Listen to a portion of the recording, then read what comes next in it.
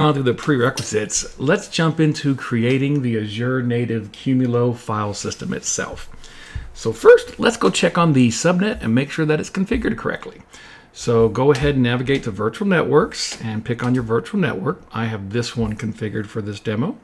And scroll down to subnets. I've already defined a subnet here, TME AVD clusters, that has this designation. And so it is in the 10.0.4.0/24 CIDR.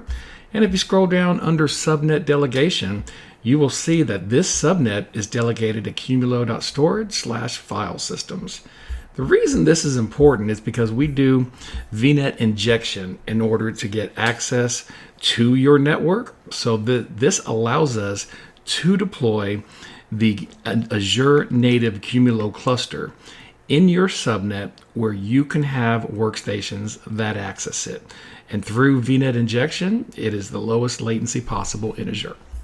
Okay, so that's done. Well, now let's type in SMB and go to Azure native Qumulo scalable file service.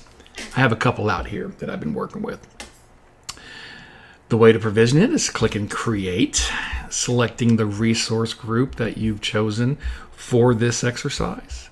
I'm in a resource name. Let's call this AVD demo, original. And the password, this will be the password on the Qumulo cluster itself, the administrative password for logging in. From an availability zone perspective, keep the availability zone the same as the workstations for the lowest possible latency experience. Next, we go into networking. And here I'm going to pick that VNet that I've been working with, and it automatically selected that cluster's subnet.